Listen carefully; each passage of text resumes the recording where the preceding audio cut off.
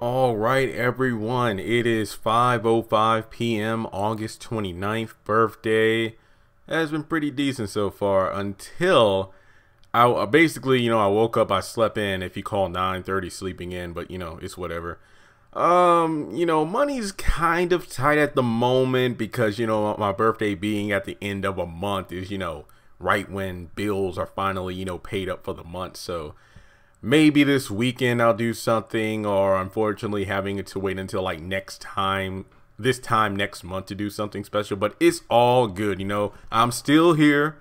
I was able to go out, I went to a few stores, got a couple comic books, couple CDs, Guardians of the Galaxy coffee mug set for like $4.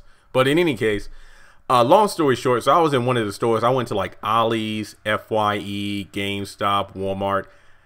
I forgot which store, probably Best Buy. I went there too.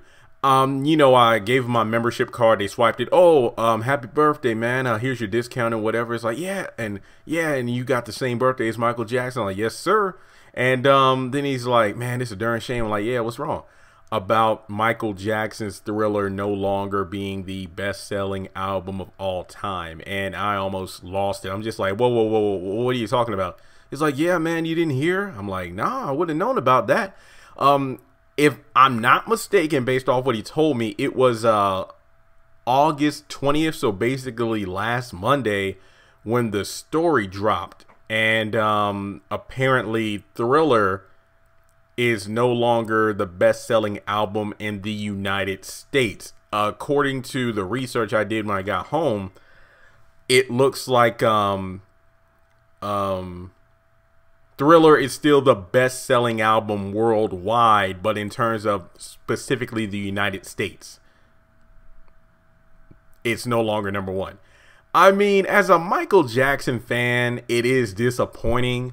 Am I mad? It's kind of like, not really per se, but as a Michael Jackson fan, it is kind of disappointing because, whenever Michael Jackson comes up in conversation, if you're not talking with a, not even a hardcore fan, but just a fan in general, I'm talking more to the people who really don't care about MJ or were never big fans. Like, man, he's a pedophile, or, the plastic surgery and whatnot. But at the very core, it's like, well, at the end of the day, he still has the best-selling album of all time. Really can't say that anymore to an extent, depending on the context of the conversation. The album that beat, and I'm not going to lie, when the guy told me this, I was assuming, okay, was it the Beatles? Oh, excuse me, that sounded weird. The Beatles, were they the new #1 album?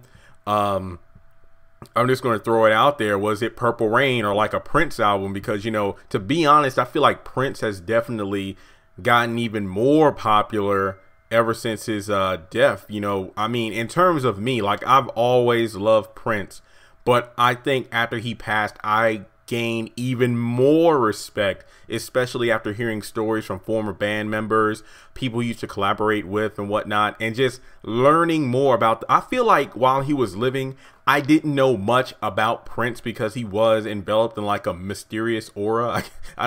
It feels weird to say, but I feel like if you look at it from my perspective, after he passed, that's when I felt like we really knew more about him. Compare that to Michael Jackson, where there are always new autobiographies or people writing books about him and stuff. Even since before he died, I felt like I knew almost everything there was to know about Michael. But in Prince's case, not really. And then again, I really did gain more respect for him. But when it comes down to it, I thought maybe Purple Rain or, another Prince album beat him out. And he told me, no, the album that beat him was one by the Eagles. And I'm like, who are the Eagles? Are we talking about the eagle from the Rescuers Down Under? Are we talking about Braviary, that eagle Pokemon from, the Unova Generation 5? Warrior Eagle from the Disney Channel original movie Up, Up and Away? And no, apparently the Eagles is a group that's been around for a while. I think the 70s, 80s or something like that. And they had like the greatest hits album beating out Michael. If I'm not mistaken, by recent count, it's by 5 million records or something like that. Now, let me just say it this way. First off, congratulations to the Eagles. Like, I have no ill will against them. I I'm just not familiar with the band. I feel like I haven't had a chance to just sit down and go through social media and like go on Twitter and look up Thriller and stuff like that and get people's reaction, because I want to know if there were other people, not just Michael fans, but people in general who are like me. And it's like, who the heck are the Eagles? And he's like, one of their main songs is Hotel California. I vaguely remember the song. I mean, I've never been to California, and I've only been in hotels so many times I can count it on one hand, and those are usually for like trips and whatnot. But records are meant to be broken. I will say that much, because I believe like Michael's album Bad had the most #1 hits off it. Off memory, I want to say it was 7 songs, and feel free to correct me in the comments if I'm wrong. Was it 7 #1 singles? And then that was recently tied by Katy Perry's, I think that was the album she had, California. It was like California Girls, I Kissed a Girl, Roar, and that tied with Bad in terms of being, you know, the most #1s off a single album. And didn't Drake beat Michael's record of, you know, top hits on the Billboard charts? I could be wrong, but I do remember seeing a video about that, about either Drake or somebody else beating a Michael Jackson record. But in general, I feel like, you know, hey, it is semi-disappointing, but once again, it's really just the United States where the album was beat out. I don't think Thriller was Michael's best album. I mean, despite I'm talking about quality and whatnot. I remember in an interview, Michael literally said that he wasn't pleased with the final project, but that's from being a perfectionist. Like I'm pretty sure off everything he worked on, whether it be a live performance or an award show or an album itself, he always wanted to change things. I mean, I feel the same way about how I do things, but yeah, and this is not throwing stones at the Eagles. I'm talking about if there was anybody that beat Michael with an album that is for a compilation album. And this is just from a guy who is a fan. Like, I'm not saying this as a hater. This isn't about the Eagles or anything. This is about the record itself. You know, can a compilation disc technically be considered the best-selling album of all time? Now, hear me out. Now, back in college, you know, here's just an example. Like, if you all experience a certain class or professor like this in school, you can relate to what I'm saying.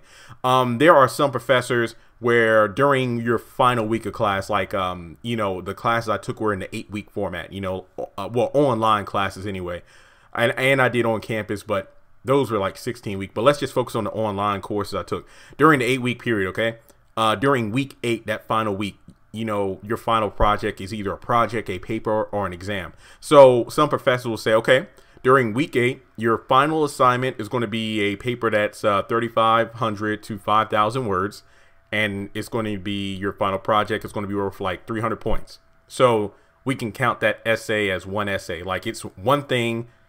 And sometimes you get to work on it throughout the entire semester, where you pick out a topic, you look up your sources, stuff like that, and then you literally work on it until the final week. So as you can understand, that is one project by itself. Then you get a final grade. Now, I also rarely had professors who did this, where we've had 3 or 4 papers throughout the entire semester. Like, okay, we're going to do a paper week 2, 3, 5, and 7. So basically 4 different papers. Then during week 8, your final assignment is a paper, but the paper is going to be consisting of the things that you've learned from the class. And basically what we learned from the class was literally divided up in those 4 earlier papers. So you could actually, and you were given the ability to, without self-plagiarizing, of course, you wouldn't be penalized for that, going back over the 4 papers that you turned in earlier in the semester, picking out the best parts because it's already been graded and critiqued, put it together for that final paper and turn that into the professor. Now, if you followed my analogy, when I look at Thriller, I think of Thriller as that final paper that I used in the first example, where, okay, it's something that you were allowed to work on the entire semester, like, you know, picking the sources, picking the topic and stuff like that. And then during week 8, you turn it in, one paper. But then I look at the Eagles, or any compilation album from that matter, being like my second example, where you got to make multiple papers throughout the class. But then for the final project, you could take the best parts of those 4 papers submitted as one paper, and then that's your final project. Now, at the end of the day, the one paper you did, you got like 85 on, but then the other paper for the other class, where you were able to take parts from other papers and put them together into one, you got like a 97 on. Now, to me, that doesn't seem fair, because when you think about it, and that's why I said Michael's Thriller probably isn't, to me, his strongest album. All the songs on the album, and every album Michael has some weak tracks, in my opinion. But for Thriller, I think the weaker tracks is Baby Be Mine and Lady in My Life. I do believe those were the only 2 songs on the entire album not released as singles. Like, I don't have a problem with the songs. They just aren't my favorite ones. Out of the 2, I think the Lady in My Life, I actually grew to like the song, because I remember a long time ago watching Neo's Behind the Music on VH1, or was it MTV? I think it was VH1. But basically whatever channel has Behind the Music. And he talked about, as a kid, his mom would listen to that song a lot. And that's how, one of the reasons he grew into loving music. So I began listening to the song myself, and it's pretty good. But it definitely isn't like a Human Nature or Want to Be starting something level of, okay, if I put this Thriller album on, I'm definitely going to go to that track kind of thing. But when it comes to the Eagles, that's a greatest hits album, meaning that they took the greatest songs from their previous albums. I think it was like from 1975 to 80 something. I'm sorry, I forgot the years, but keep in mind, this is just a random conversation at a cash register, and then I just got on my phone as soon as I left the store to like Google some quick facts. So basically, they were allowed to take the best components of several albums and put it into one, while Thriller, yeah, for every album, you know, there are artists, as well, you know, I'm speaking specifically with Michael, but other artists do this too, where they have a huge catalog of songs made for that specific project, and then they pick ones to put on the actual album. In order to, I feel like what you got in terms of compilation albums, Michael has the, what was it, the #1s, and then I think my favorite compilation Michael album is, I actually have 2 copies of this, the Essential Michael Jackson. I think there's music from his Jackson 5 days all the way to, you know, his final records. So yeah, I mean, to me personally, I don't know if it's right to classify a compilation album in the same category as a single album. Just my opinion, because I feel like greatest hits is like, okay, we're getting rid of all the hits that didn't even make it on the charts, or were filler tracks and stuff like that. It's the greatest stuff. So once again, this is not throwing stones at the Eagles. Congratulations to them, because I did read a couple of articles, and I hate how the titles of these articles talks about how the album is no longer the top selling album of all time. Yeah, worldwide, just not in this specific United States. The Eagles, you know, they've actually, you know, I applaud them for being not sore winners. Like, you know, they pretty much thanked everyone who supported them over the years and whatnot, instead of, you know, some people who would just say, ha ha, we finally beat you. No, I mean, I actually was like, please, and that's exactly how you should act for, you know, breaking such a very, very high record. And once again, I applaud them for it. I just apologize for not knowing much about who they are. I'll probably go on Spotify and listen to a couple songs, you know, just to see if I vaguely remember them from my younger years. But yeah, in any case, you know, what can I say? I feel like Thriller, you know, definitely stood the test of time, and it still does today. I am slightly disappointed because you know how Spike Lee, ever since Michael passed, he's done documentaries. He's done The Bad 25. What was it, in 2016, was it? He did the Off the Wall. And then I'm like, please, please, look, if you do one more, I only need, if you do Thriller, Spike Lee, if you do Thriller, I will be satisfied. Like, I would love to see a Dangerous or a History or, you know, documentary, but Thriller, if I get those 3, Off the Wall, Bad, and Thriller, I will be completely satisfied. Anything else is just like a cherry on top. Of Thriller, just give me Thriller. Now I'm sad because if Spike Lee does eventually do Thriller, which I'm going to be honest here, I would not be surprised if we get that Thriller documentary next year to commemorate 10 years since Michael passed. I'm hoping for it. I'm a bit sad because in the documentary, they probably can't say that it's the greatest selling album of all time. until like 2018 when it was beat out by the Eagles. But like I said before, worldwide, I believe it is still #1, but just not in the United States. But with that being said, folks, what do you think about it? I mean, obviously, I know I'm late on this news, but like I just said, I literally just found out today on my freaking birthday, which is the same day as the King of Pops. But in any case, you know, I don't have much to say. I actually have 2 copies of Thriller, like, you know, the album version where, you know, it's the original, then the anniversary one that I got back in like 2008, 2009. And in FYE, you know, sometimes they always have a rack at the cash register where they have DVDs and CDs where it's like, hey, $5 with any purchase. So next time I see Thriller up there, I'll buy a couple copies. Now, I'm not saying go out there and buy copies.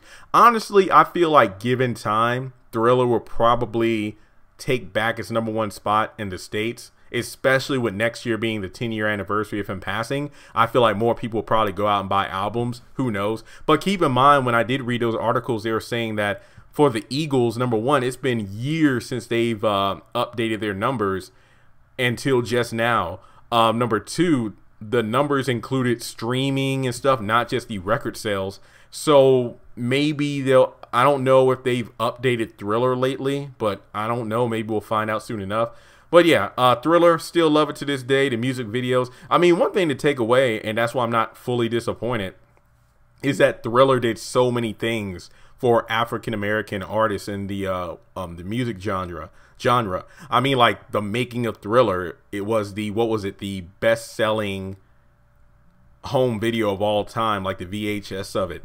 You know, Thriller made Billie Jean, and Billie Jean allowed Motown 25, not to mention the music video. So many things Thriller has done. But in any case, you know, folks, did not expect this much of a bombshell on my birthday. I'm going to get over it soon enough, but you know, I'm just shocked. You know, I'm just shocked more than anything else. But with that being said, let me know what you thought when you found out that Thriller was overtaken. Did you have an idea of who might have beaten the record? Do you know who the Eagles are? How do you feel about a compilation disc in competition with a, well, one album?